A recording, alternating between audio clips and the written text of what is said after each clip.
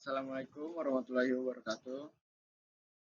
Kami dari kelompok 1 ingin mempresentasikan materi tentang spyware.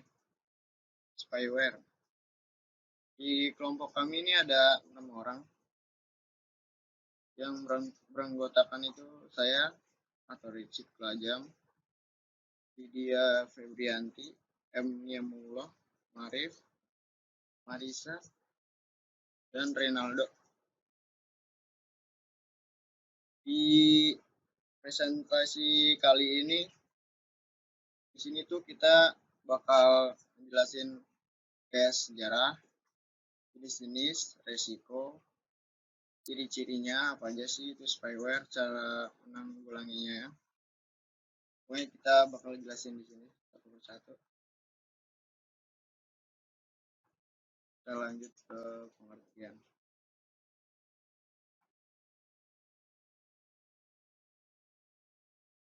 Pengertian spyware. Spyware adalah program yang diinstal secara diam-diam oleh hacker ke dalam suatu sistem komputer. Program ini mampu mengumpulkan berbagai informasi milik target atau korban yang tersimpan di dalam komputer, kemudian mengirimkan informasi tersebut ke dalam tempat tertentu tanpa sepengetahuan user. Jadi dia itu hacker itu bisa ambil file dari si korbannya buat informasi gitu, bisa dicolong sama si hacker tersebut. Contoh spyware kena di laptop korban tuh atau laptop kita nih, misalnya kita keseringan klik-klik link nggak jelas di web, di browser. Biasanya begitu. Untuk pengertian mungkin saya rasa itu cukup. Mungkin kita lanjut saja ke sejarah spyware itu kayak gimana. Akan dijelaskan oleh teman saya. Di sini saya akan menjelaskan sejarah spyware. Spyware awalnya dipergunakan dalam ranah yang positif. Istilah spyware dimulai sekitar tahun 1994 ketika ada sebuah postingan di situs Usenet dengan judul Influence Spyware. Postingan tersebut sebenarnya membahas tentang model bisnis Microsoft yang dianggap memata-matai para pengguna. Walaupun ada desas-desus bahwa teknik pemantauan ini telah ada dan digunakan oleh militer sebelum tahun 1994, yang diterapkan ke sebuah alat hardware yang digunakan untuk spionis data. Spyware pertama kali dikembangkan oleh Clifford Stoll yang diberi nama Honeypot.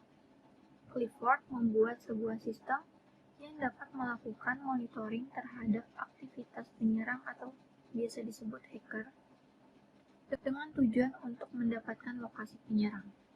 Kemudian pada tahun 2005, AOL dan National Cyber Security Alliance atau bisa disingkat dengan sebutan NCSA mengadakan survei di Amerika.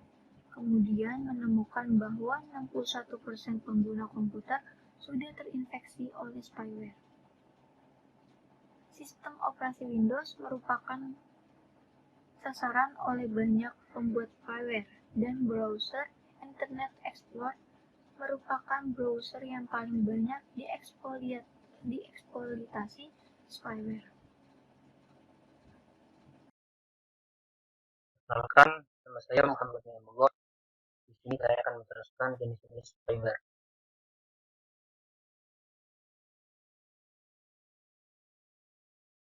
Jenis spyware ada 4. Yang pertama keylogger, yang kedua password stealer, 3 info stealer, dan 4 thinking trojan. Yang pertama keylogger. Spyware ini mampu memantau aktivitas kita saat menggunakan perangkat yang dimiliki.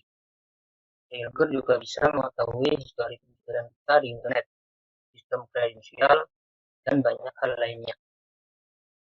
Jadi keylogger ini juga bisa biasa disebut dengan sistem monitor, di mana spyware ini mampu memantau aktivitas kita dan pencarian kita di internet. Yang kedua, password stealer. Spyware ini mampu mencuri password yang dimasukkan dari sebuah perangkat. Password stealer ini juga agak mirip dengan keylogger, namun lebih spesifik, mampu mencuri password yang dimasukkan dari sebuah perangkat. Yang ketiga, imposter stealer. Ini spyware yang juga bisa mengambil informasi password, username, alamat email, profile, browser history, spreadsheet, dokumen, file media, dan lain-lain. Jadi imposter ini lebih banyak mengambil informasi seperti password, username, alamat email, profile, dan lain-lain dibandingkan dengan keylogger dan password stealer. Yang keempat, hacking Trojan. Ini spyware yang memanfaatkan kelemahan sistem keamanan komputer. Hacking Trojan bisa mengumpulkan informasi terkait keuangan seperti e-banking, dompet digital, dan lain-lain.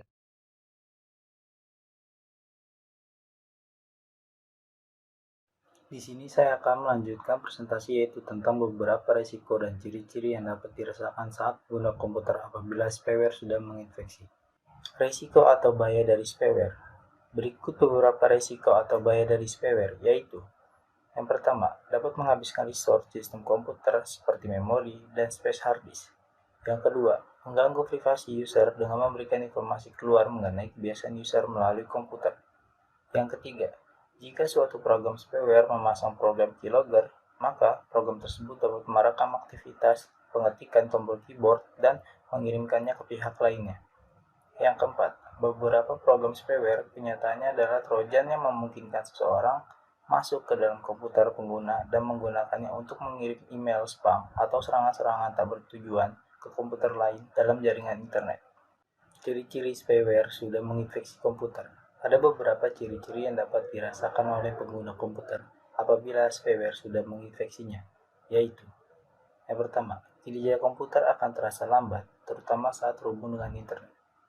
Yang kedua, browser terkadang atau seringkali macet seperti hang pada saat membuka situs atau halaman web tertentu.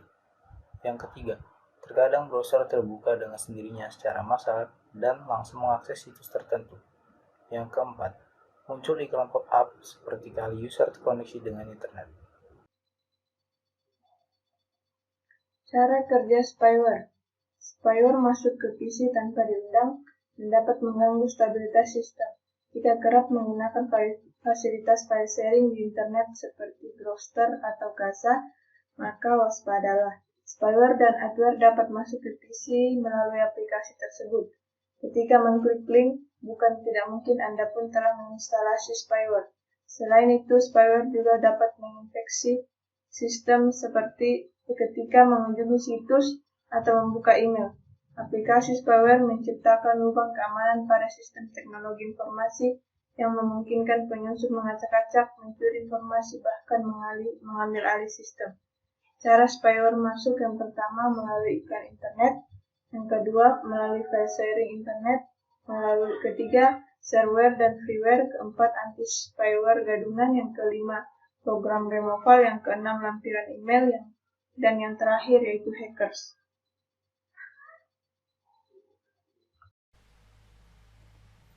Ya, kita sudah sampai di penghujung materi, yaitu pembahasan mengenai langkah menangani atau penanggulangan spyware. Langkah-langkah yang pertama yaitu menginstal dan menggunakan firewall sebagai gerbang pertahanan paling depan kita antara sistem komputer dengan jaringan internet secara umum. Yang kedua, update secara berkala program anti-spyware. Di masa saat ini, program anti-spyware itu sudah banyak bertebaran di internet. Tinggal kita milih program anti-spyware yang dapat kita percaya. Yang ketiga, menginstal antivirus. Dan kemudian mengupdate antivirus tersebut secara berkala. Karena perkembangan virus-virus pastinya perlu diupdate juga antivirusnya. Yang kelima itu menampilkan berkas tersembunyi di komputer.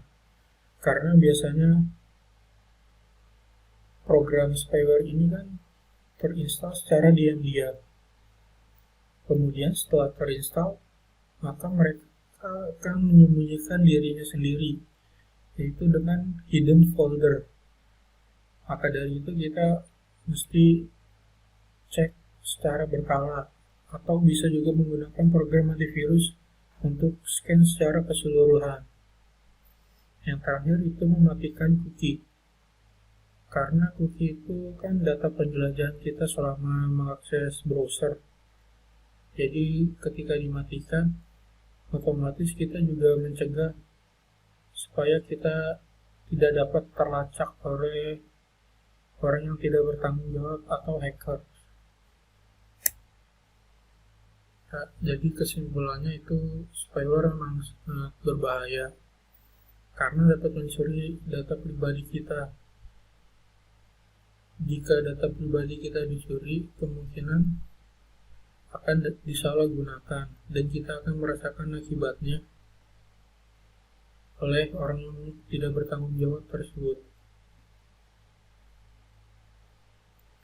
Pada awalnya memang spyware ini bukan sebuah program ya, tapi sebuah istilah karena orang-orang menganggap sistem bisnisnya Microsoft itu memata-matai pengguna. Baru kemudian ada seorang pengguna yang membuat aplikasi untuk melacak orang jahat, tapi malah pengguna tersebut terkena virus. Kemudian berkembanglah virus-virus tersebut menjadi spyware yang kita kenal saat ini. Jenis-jenis spyware sebenarnya ada banyak, tetapi yang paling sering dan umum menginfeksi sistem komputer itu keylogger, karena itu dapat mencuri data-data pribadi kita. Cara penanggulangannya pun sebenarnya banyak ya, tapi yang paling mutakhir itu ya antivirus. Tapi bukan berarti antivirus pasti dapat mencegah spyware. Kita sebagai pengguna juga harus berhati-hati untuk ketika mengakses internet, karena bukan tidak mungkin saat mengakses internet misalnya kita klik link sembarangan atau masuk ke situs atau website yang tidak jelas tingkat keamanannya, kita bisa terinfeksi oleh spyware. Apalagi jika kita menggunakan program-program atau software-software bajakan.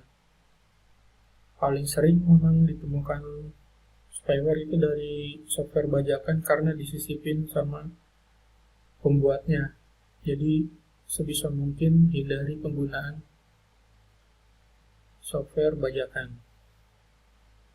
Ya, itu aja yang dapat kami sampaikan. Kurang lebihnya mohon maaf.